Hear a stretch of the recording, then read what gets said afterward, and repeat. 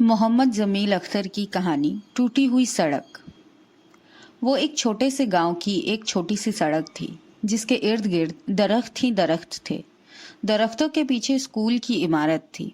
उस सड़क पर आप अगर चलते जाएं तो आगे अस्पताल आ जाएगा, जहां एक डॉक्टर साहिब बैठते थे जो सबको एक ही तरह की कड़वी अद्वियात देते थे। उनके पास कोई भी दवाई मीठी नहीं थी। दवा के फौरन बाद आपको चीनी भी खाना पड़ती थी। लेकिन अब वो डॉक्टर साहिब मालूम नहीं कहाँ होंगे कि ये बहुत पुरानी बात है। उस सड़क में कुछ भी खास बात नहीं थी, लेकिन मालूम नहीं मुझे वो सड़क भूलती क्यों नहीं। उसके एक सिरे पर बिजली का खंबा नस्ब था। जब रात होती तो बल्ब जलता और सब बच्चे उसके नीचे खेला करते थे। जब बहुत बारिश होती तो सड़क पर पानी ही पानी होता और अपनी कश्तियों ले जब बहुत बारिश होती तो सड़क पर पानी ही पानी होता और अपनी कश्तियां लेकर सड़क के दरिया में उतर जाते। मालूम नहीं मुझे वो सड़क, वो खंबा क्यों कर याद है। वहाँ एक बच्चा था जो शायद दरख्त के साथ टेक लगाए अब भी बैठा हो, वो जो सारी दोपहर दरख्त के नीचे गुजारता था। उसे गांव से, उस सड़क से और वहाँ के परिंदों से बहुत मोहब्बत थी। उसे उस गांव से मोहब्बत थी जहाँ अमन सुकून था। शायद वो अब भी स्कूल की फीस जो उससे राह में कहीं खो गई थी ढूंढ रहा हो। सारी दोपहर निकल गई थी। ढूंढ ढूंढ के थक गया था, लेकिन उसे रुपए न मिले।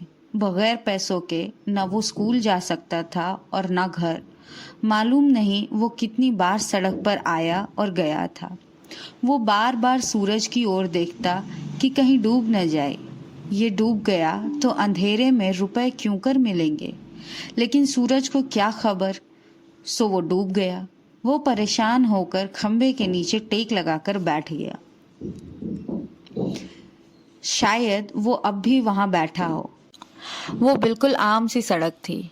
वही लड़का कि जो मेरे साथ शहर ना आ सका अपने हम जमातों से झूठ बोलता था कि सड़क के किनारे दरख्तों में जिन परिंदों के घोंसले हैं वो सारे परिंदे उसके दोस्त हैं, और जब बाकी लड़के नहीं होते तो परिंदे दरख्तों से उतरकर उसके साथ खेलते हैं। सब कहते थे झूठ है, ऐसा भला क्यों कर मुमकिन है। सबने कहा अगर ऐसा है तो छुप कर बैठेंगे और देखते हैं परिंदे कैसे नीचे आते हैं। सब लड़के झाड़ियों में छिप गए और वो लड़का दरख्त के नीचे बैठ गया। परिंदे नहीं आए। परिंदों को क्या खबर कि वो कौन है, लेकिन वो बैठा रहा। शायद वो अब भी बैठा हो उसी दरख्त से टेक लगाए। परिंदों को देख रहा हो कि कब नीचे आकर उससे खेलेंगे।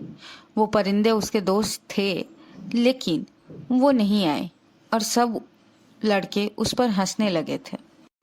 वो लड़का बहुत झूठ बोलता था। वो ये भी कहता था कि मैं बहादुर हूँ और मैं अकेला कई लोगों से लड़ सकता हूँ। छुट्टी के बाद उसी सड़क पर चलते हुए 4 लड़कों ने उसकी खूब धुनाई की और उसकी शर्ट की बटन भी तोड़ डाली। उसे थप्पड़ पड़ता था और वो जमीन पर अपने बटन तलाश कर रहा था।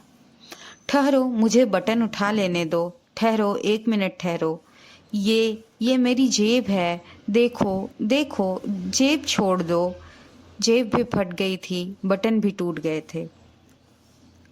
अब बताओ, तुम्हें तो बड़े कराटे आते थे। तुम तो कई लोगों के साथ लड़ लेते थे। अब बताओ। और वो लड़के चले गए। उसने बटन तलाश किए। जब सारे बटन मिल गए तो उसे एहसास हुआ कि उसकी कूहनी में खून भर आया है।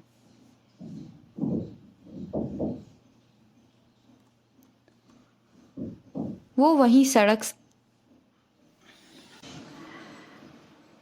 वहीं सड़क के किनारे बैठकर रोने लगा। शायद वो अब भी वही बैठकर रो रहा हो। मैं भला उसे कैसे साथ ला सकता था। वो खुद बहुत जिद्दी था। हालांकि गांव के हालात अब पहले से नहीं रहे थे।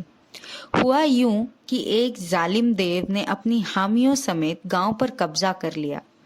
जुल्म की स्याह रात छा गई थी। सूरज निकलता था लेकिन दिन नहीं होता था। काली स्याह रात जिसमें कोई अगर उजाला करना चाहता तो उसे सजा दी जाती। गरीब डरे हुए और अब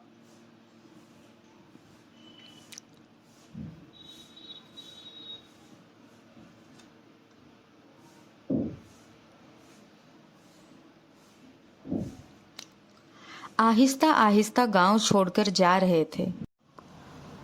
दीवार और दर को अब दीमक चाट रही थी।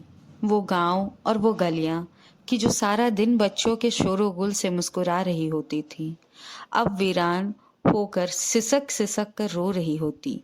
हत्ता कि वो खंबा कि जिसके नीचे हर शाम बच्चे खेला करते थे, आज उदास था। सड़क और ज्यादा टूट गई थी और उसके इर्द गिर्द झाड़ियां भी बढ़ने लग गई थीं। अब गांव में सिर्फ देव की हामी और चंद ही और लोग रह गए थे और जुल्मो सितम जारी था। मुखालिफिन के घर तोड़े जा रहे थे और लोग उस देव के खिलाफ कुछ न कर सकते थे। गरीब लोग भला कर ही क्या सकते हैं। वो एक शाम की जब देव के कारिंदे आए और हमें भी घर खाली करने को कहा। हाँ, वो घर कि जिसकी एक एक ईंट मोहब्बत से रखी गई थी। वो दीवारें जो मकीनों को जानती थीं, मकीन दीवारों को जानते थे, वो घर खाली करने थे। जो सामान बांध लिया गया था, लेकिन वो लड़का उसी टूटी हुई सड़क के किनारे बैठा था जहां अब झाड़ियां ही झाड़ियां थी। स्कूल बंद हो गया था और वो डॉक्टर साहिब जो कड़वी दवाइयां दिया करते थे, वो अब ना आते। लेकिन फिर भी वो लड़का वहीं बैठा था। मैंने उसे बहुत समझाया कि देखो, ये लोग बहुत जालिम हैं। अब हमारा गुजारा यहाँ मुमकिन नहीं है। हम गरीब नाथवा लोग इन जालिमों के खिलाफ क्या ही कर सकते हैं। उठो मेरे प्यारे, अब यहाँ वीरानियाँ ही वीरानियाँ हैं। यहाँ स्कूल हैं, ना अस्पताल हैं। और तुम्हारे सारे दोस्त भी तो ये गांव छोड़कर जा चुके हैं, सो हमें भी जाना होगा। पर वो नहीं माना। उसका ख्याल था कि परिंदे उसके दोस्त हैं, सो वो वहीं रह गया।